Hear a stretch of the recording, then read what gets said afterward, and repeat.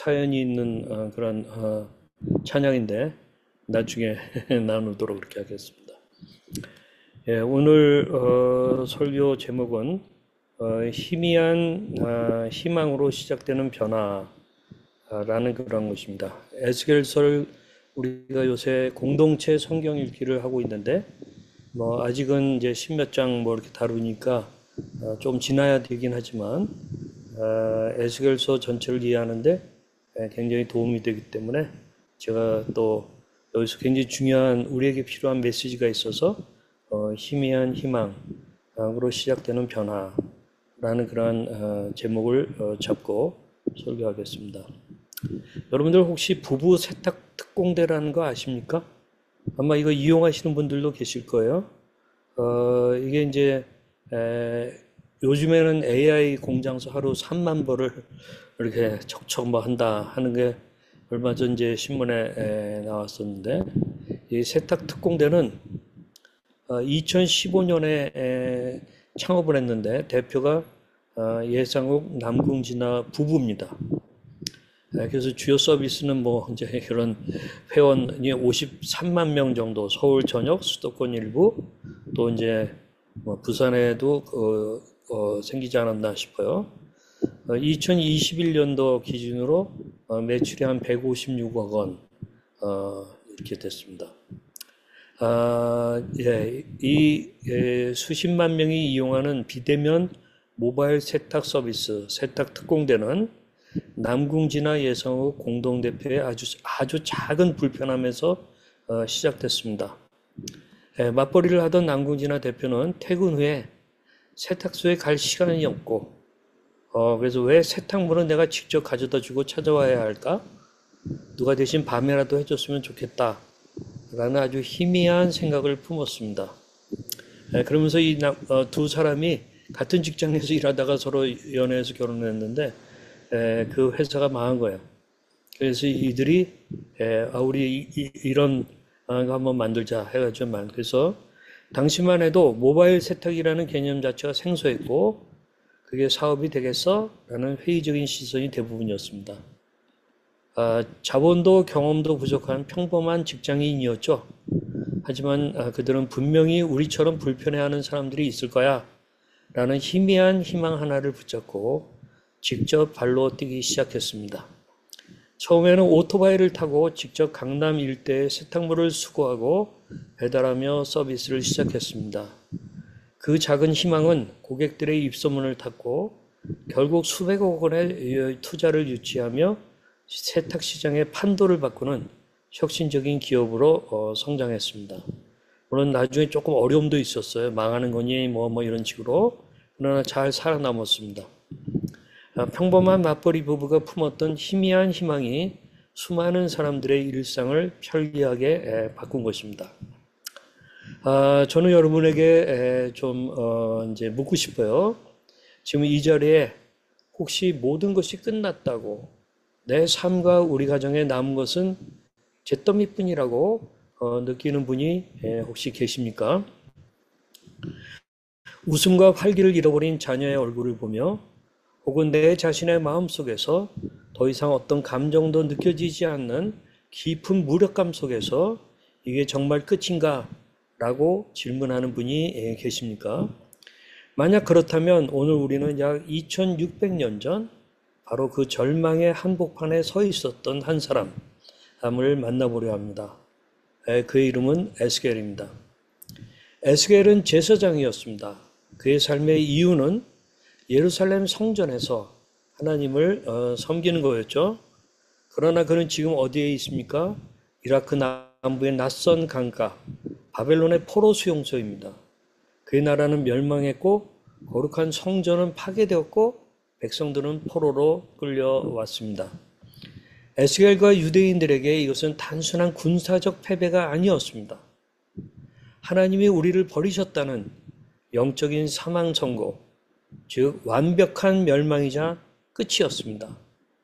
에스겔서는 바로 이 절망의 땅에서 시작됩니다. 이 책은 크게 두 부분으로 나뉩니다. 전반부인 1장부터 33장까지는 아주 고통스러운 내용입니다. 왜 우리가 멸망했는가? 하나님은 에스겔을 통해 이스라엘의 죄악을 남김없이 고발하십니다. 그것은 하나님의 마음이 담긴 그러나 너무나 아픈 심판의 메시지였습니다. 그런데 이 어둡고 긴 심판의 이야기가 거의 끝나갈 무렵 오늘 주로 제가 보고자 하는 말씀이 여기서 나오는데 34장 또 36장 37장에서 갑자기 분위기가 바뀝니다.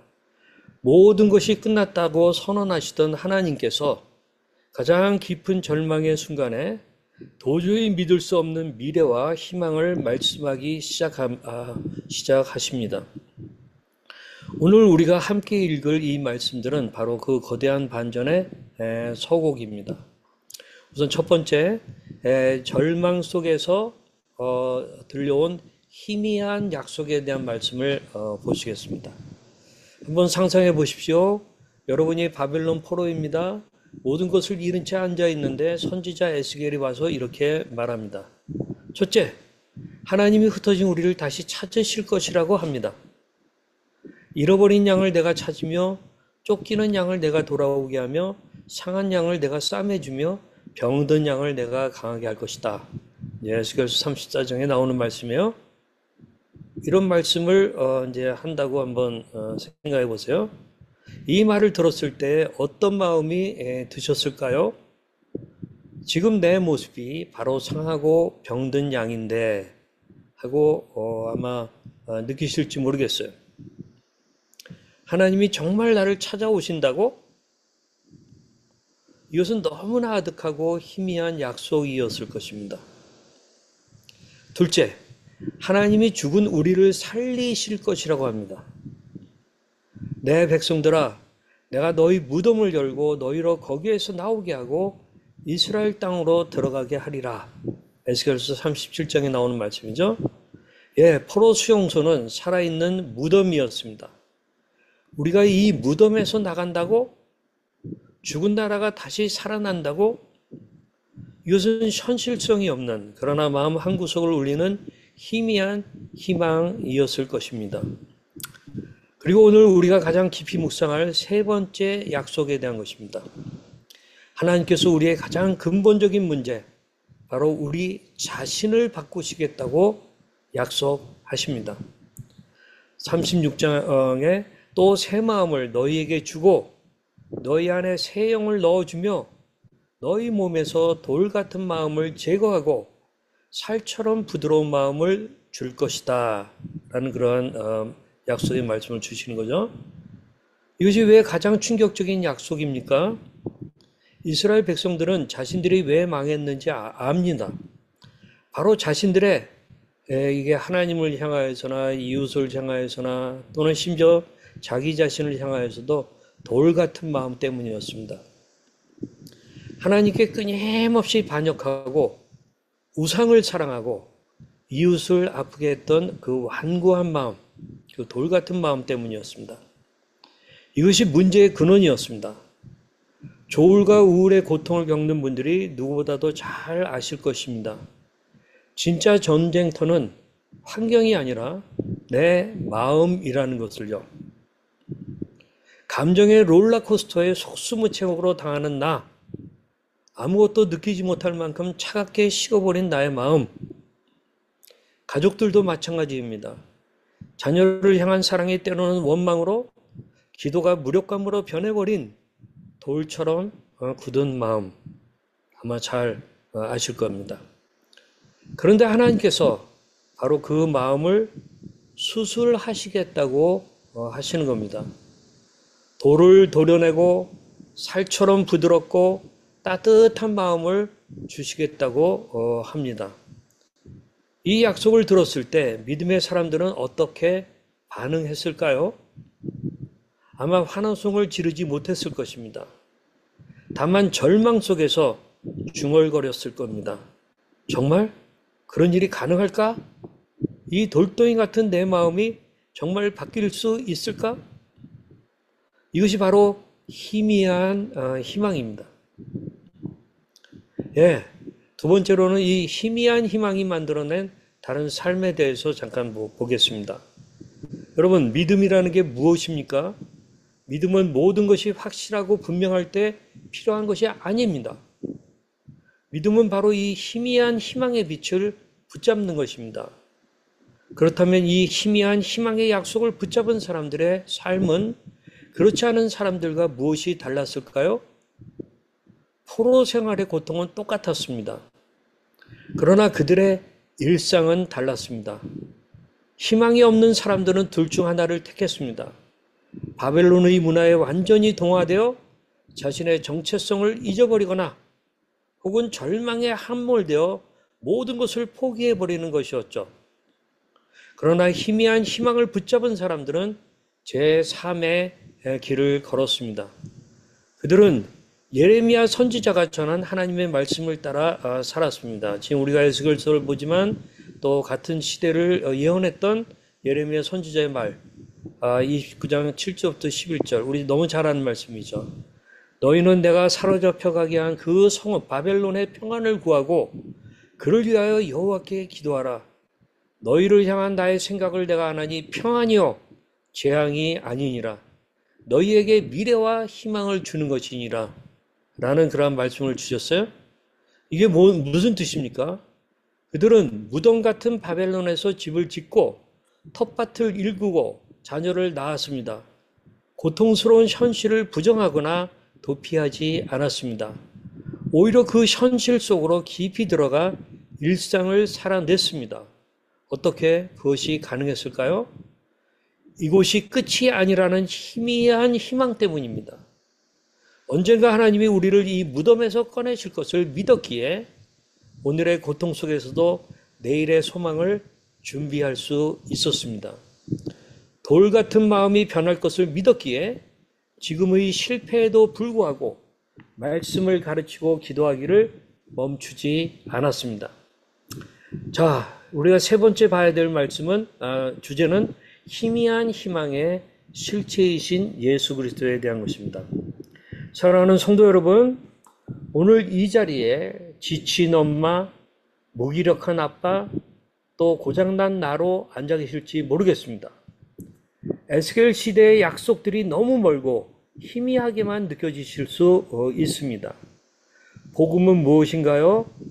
복음은 구약의 모든 희미한 약속들이 예수 그리스도 안에서 선명한 실체가 되었다는 기쁜 소식입니다. 에스겔이 말한 선한 목자는 요한복음 10장에서 나는 선한 목자라고 직접 말씀하신 예수님이십니다. 그분은 상하고 병든 우리를 찾아오셔서 자신의 생명을 내어주셨습니다.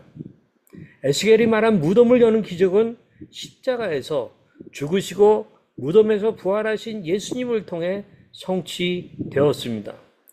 그분은 죽음의 권세를 깨뜨리셨기에 우울과 절망이라는 우리의 무덤도 더 이상 우리를 영원히 가둘 수 없습니다. 그리고 에스겔이 말한 새 마음과 새 영의 약속은 바로 예수 그리스도를 믿는 모든 자에게 성령을 부어주심으로 이루어졌습니다. 우리의 의지로 돌 같은 마음을 바꿀 수 없지만 우리 안에 오신 성령께서 그 일을 시작하셨습니다. 그렇기에 오늘날 저와 여러분의 희망은 더 이상 희미한 희망만이 아닙니다. 우리의 희망은 2000년 전 역사 속으로 걸어 들어오셔서 십자가에 못 박히시고 부활하신 예수 그리스도라는 반석 위에 굳게 서 있습니다. 물론 이 희망이 오늘 당장 여러분의 우울증 약을 끊게 하거나 가정의 모든 문제를 해결하지 않을 수도 있습니다. 우리는 여전히 바벨론과 같은 고통의 현실 속에서 하루하루를 살아내야 합니다. 그러나 우리는 이제 압니다.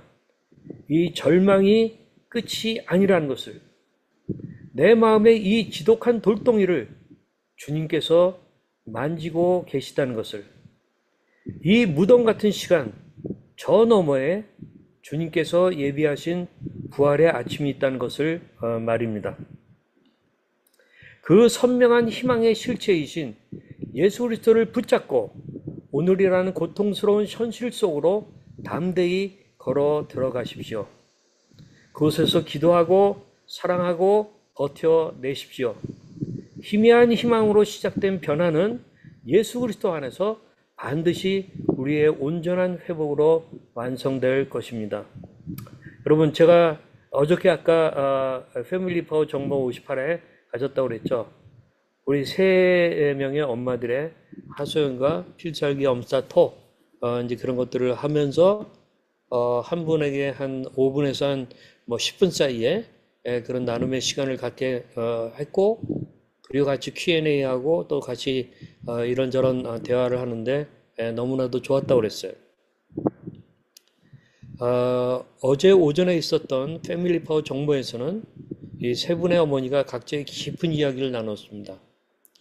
이분들의 경험에는 2가지 뚜렷한 공통점이 있었습니다. 첫째, 자녀의 아픔으로 인한 완전한 절망을 경험했다는 것입니다.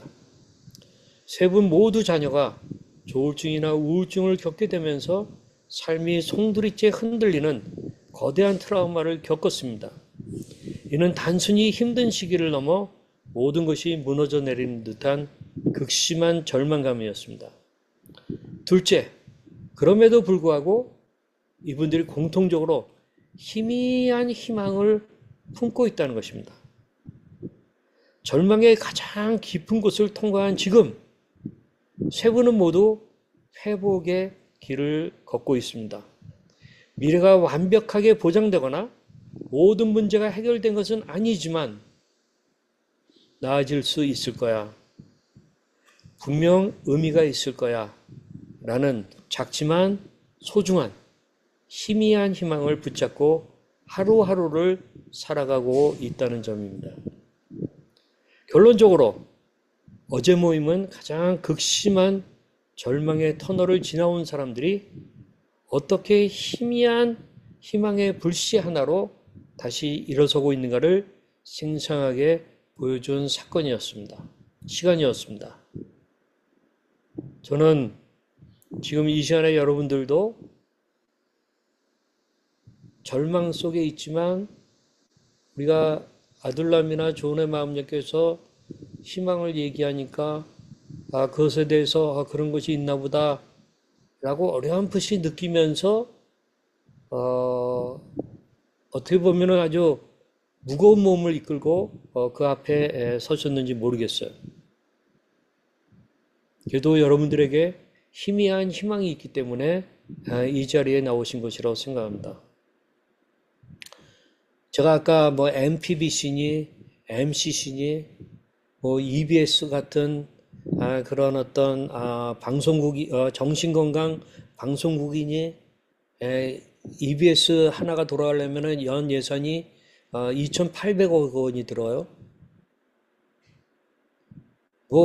제가 볼 때 우리나라가 미국에 할 수 없이 갖다 준 돈, 그것보다는 훨씬 더 못한 돈이죠. 대통령과 국회와 국민들이 마음을 먹으면 가능하다고 저는 봐요. 희미한 희망입니다, 아직은. 그러나 그 희미한 희망이라 해서 그냥 짓누르지 않고 오히려 그것을 붙잡고 우리 일상을 살아내면서 그렇다고 해서 희망 고문 당하듯이 그냥 비현실적 희망 막 품고 현실은 따라주지 않고 일상은 망가지고 저 그거 말하는 거 아닙니다. 이 상황 속에서 너무 큰 희망은 아마 희망 고문이 될 거예요. 그러나 희미한 희망, 하나님께서 일하신다고 하는 것을 알고 그 약속을 붙잡고 믿음으로 한 걸음 한 걸음 나가면서 일상의 삶을 살아내는 그리고 버팅겨가는 우리들, 그 희미한 희망을 붙잡으시기를 바랍니다. 그러면 동독과 서독이 어느 날 갑자기 하나가 됐듯이 동구의 공산권이 어느 날 도미노처럼 무너졌듯이 여러분, 우리나라도 통일한국 어느 날 일어날 수 있을 것이라고 생각해요. 우리 조울로 우울러들, 또 조울로 우울러의 가족들 지쳐 있고 무기력함을 많이 느끼지만, 그러나 우리 하나님께서 우리에게 희미한 희망을 보여주셨습니다. 그리고 그 희미한 희망의 이 별들이 우리 주변에 있습니다.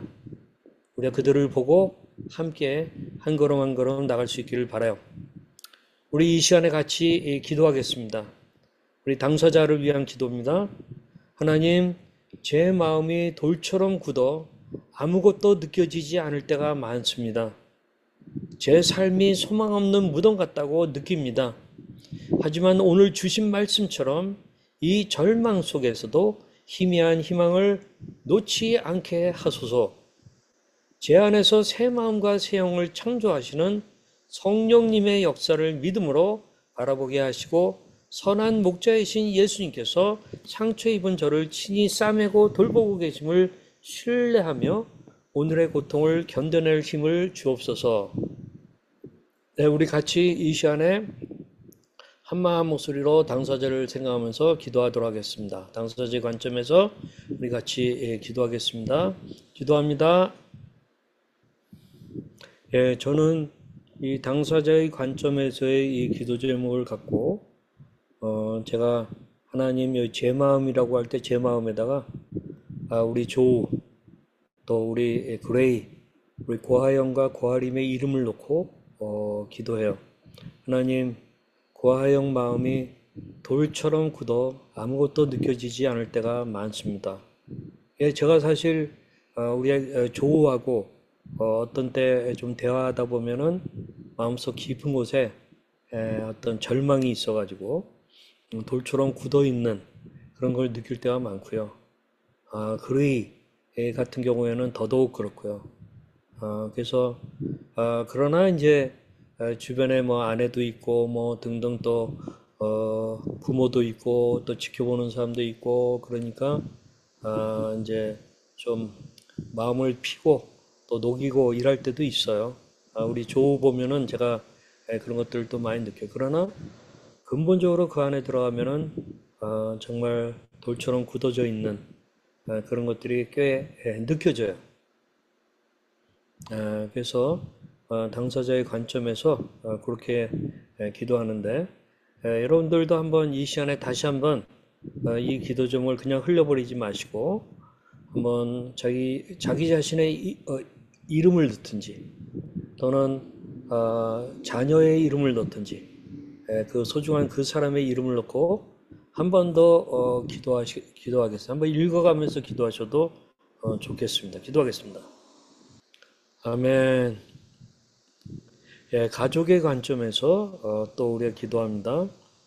우리 여기 당사자 계신 분들도 부모님의 그런 입장, 형제들의 입장, 그들을 생각하면서 한번 중보 기도해 보세요.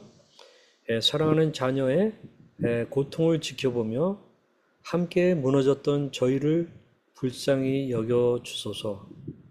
사랑이 원망으로, 기도가 한숨으로 변해버린 저희의 돌 같은 마음을 만져 주소서.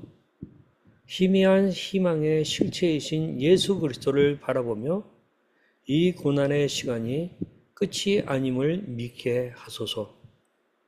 지치지 않는 사랑과 인내를 부어주시고 에스겔의 말씀처럼 절망의 땅에서 일상을 살아내며 희망을 준비하는 지혜로운 가족이 되게 하소서.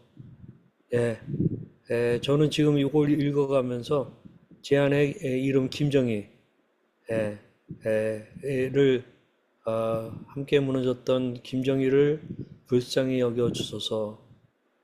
또 기도가 한숨으로 변해버린 김정희의 돌 같은 마음을 만져 주옵소서. 뭐 이런 식으로 기도해 보고 있어요.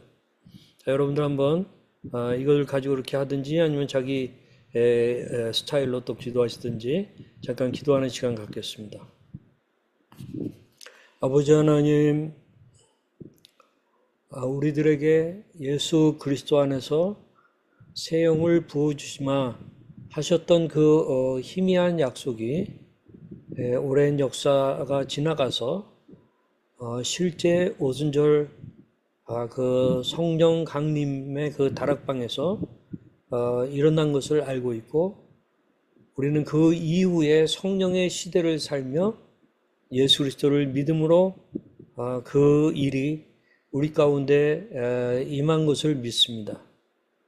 그러나 하나님 아버지, 우리 안에 내주하시는 성령께서 계신 것을 우리는 알고 있고, 또 우리들 나름대로 근거가 있는 말씀 속에서 구원의 확신을 갖고 있지만, 우리의 마음을 양파 껍질처럼 한꺼풀 한꺼풀 벗겨갈 때에 우리의 속마음 속에는 딱딱한 돌덩이가 느껴질 때가 많이 있는 것을 고백합니다. 우리가 너무나도 많은 절망 속에 있기 때문이기도 합니다. 우리가 희망을 느낀다고 하지만 너무너무 여전히 가물가물합니다. 아버지 하나님, 나 자신을 봐도 그럴 수 있고, 또한 우리가 같이 사랑하는 그 아내나 남편을 봐도 그럴 수 있고, 사랑하는 자녀들을 봐도 그럴 수 있고, 또 그 자녀들이 부모를 볼 때에도 그 마음속에는 왠지 열리지 않는 돌과 같은 마음들이 있습니다. 사람에 대한 실망 때문이 아니라 근본적으로 정말 우리가 좌절하고 있고 절망하고 있고, 과연 나을 것인가? 과연 밝은 세상이 있을 것인가? 하는 것에 대한 회의가 우리 마음속에 깊이 자리 잡고 있기 때문입니다. 아버지 하나님, 저희들을 긍휼히 여겨 주십시오. 주님, 2000여 년 전에 정말 이 희미한 약속을 믿었던 믿음의 사람들, 그들의 기도에 힘입어 우리 예수 그리스도께서 오시고 또한 성령을 보내어 주시고 하신 일들이 2000년 전에 일어났습니다. 오늘날 우리는 그 혜택을 누리고 있는데, 이제는 그 주 예수께서 왕으로 재림하실 것을 이야기하고 있습니다. 왕으로 재림하실 때에 그 일에 대한 예비적인 그런 증상들이 우리들 가운데서 예언적으로 나타날 것을 믿습니다. 하나님, 하나님의 성령의 폭포수와 같은 것을 경험할 수 있도록 도와주십시오. 하나님, 우리에게 성령 체험할 수 있도록 도와주십시오. 우리에게 하나님의 성령을 폭포수와 같이 부어주십시오.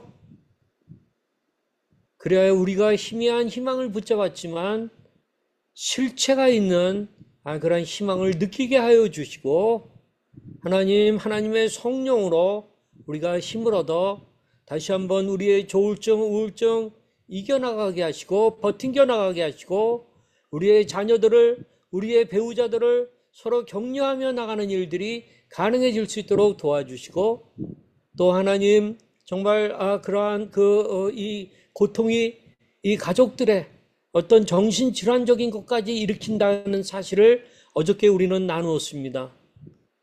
정말 우울증 약을 먹지 않는 부모들이 없을 정도이고, 하나님, 같이 병들어가는 그런 일들이 있습니다. 우리 당사자 귀한 형제자매들 죄책감을 느낄 필요는 없지만 위하여 중보기도하는 귀한 아들, 딸들 될 수 있도록 하나님 도와주십시오. 그래야 우리 가정이 서로를 향하여 돌과 같은 마음이 녹아져서 정말 속 깊은 얘기들을 나눌 수 있게 하나님 도와주십시오. 하나님, 우리 아둘람 가족이 서로를 대할 때 우리가 비록 온라인으로 대하는 것이지만, 하나님, 우리가 기도 제목 나눌 때에 속에 있는 마음이 냉랭하지 않도록 도와주시기를 원합니다. 우리가 그러한 기도 제목을 들으며 같이 울 수 있도록 도와주시기를 원합니다. 같이 아파할 수 있도록 도와주시기를 원합니다. 같이 믿음으로 하나가 될 때에 하나님 아버지, 시공간을 초월하는 이 성령의 역사가 온라인을 통해서도 일어나는 것임을 믿습니다. 하나님, 5대륙을 우리가 믿듯이 사이버 대륙에서도 하나님의 성령의 역사가 일어나는 것을 믿습니다. 하나님 저희들에게 그러한 체험들이 많아지게 하여 주시옵소서. 감사합니다. 우리 주 예수 그리스도의 이름으로 기도하였습니다. 아멘.